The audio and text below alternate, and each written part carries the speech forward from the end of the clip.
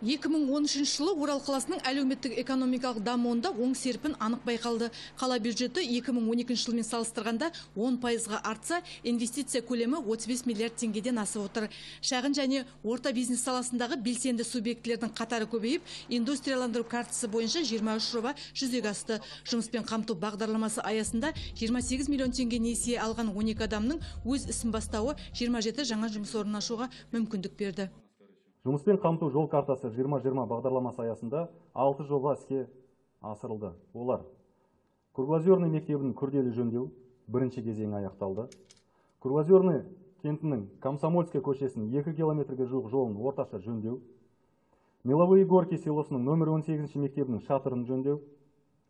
Зашаган кентіндегі номер 17 Родничок балабақшасын жөндеу. Максим Горький атындағы кітапхананың жөндеу жұмыстары аяқталуға жақын қалды. Деркөлде ауысымына 75 адамды қабылдайтын заман талабына сай медициналық құралдармен жабдықталған амбулатория ашылды.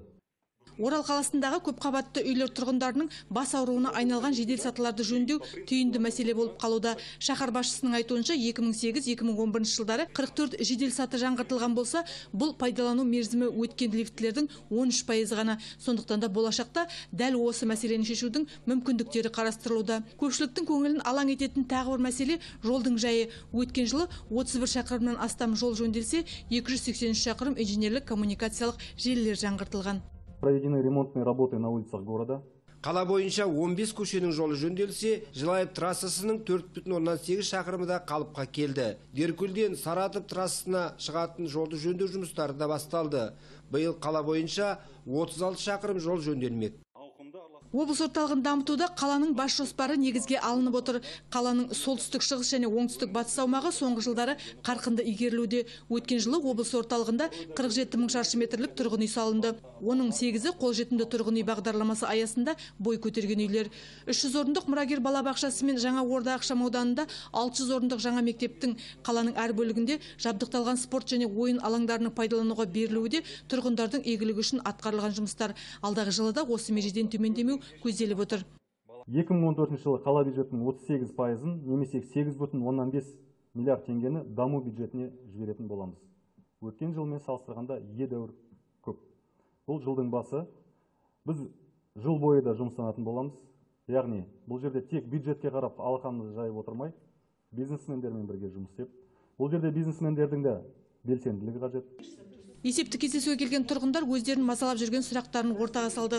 Олардың арасында ауыз судың сапасын жақсарту, пәтер иелері кооперативтерінің жұмысын жандандыру, анықтама қызметін жетілдіру тәрізді сауалдар бар. Тұрғындар қойған сауалдар облыс әкімінің назарынан да тыс қалған жоқ. Орал қаласының болашақ даму жоспары туралы сөз еткен өңір басшысы халықтың рухани мәдени дамуына жан-жақты жағдайдың жасалуда екендігін айтты. Разрабатывается проект сметной документация. Қаланың солтүстік шығыс бөлігінде Назарбаев зияткерлік мектебі маңынан жаңа кітапхана салынады. Сол орталықтың сыйымдылығы қаладағы барлық кітапханаларды бір жерде орналастыруға мүмкіндік береді. Онда кітап қорын сақтау, халыққа қызмет көрсету жағы ойластырылған.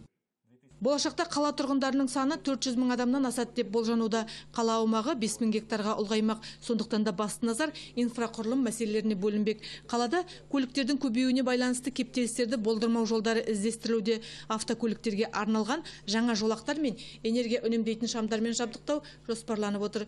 Сондай-ақ 2014 жылдың жоспарында бұрынғы 42-ші мектепті балабақша ретінде қайта жабдықтау, Зашағанда балабақша мен мектеп салу, 36 шақырымнан астам жолды жөндеуден өткізу, 8 көпқабатты тұрғын үй салу тәрізді ауқымды жұмыстар бар.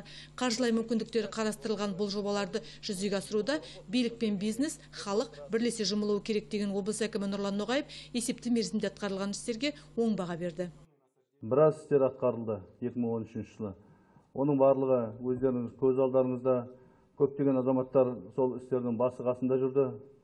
Соның арқасында Орал қаласы көркейіп келе жатыр күннен күнге. Өмір өзінің талабын әрқашан қоя береді. Біз қанша жұмыс жасасақ та тоқмейілсейтін кез емес. Және де қандай жұмыс атқарылса да осы атқарылған істер жетеді, осымен тоқтайық деп ешқашан айтылмайды. Өмір сүру сапасын арттыру жөнінде, халықтың тұрмысты әл-ауқатын арттыру жөніндегі талаптар беки береді, жоғарылай береді. Клара Камбетова, Ербол Меңдіғалиев, Нұрлан Идиров, Нұржан Ғимранов, Қазақстан, Орал.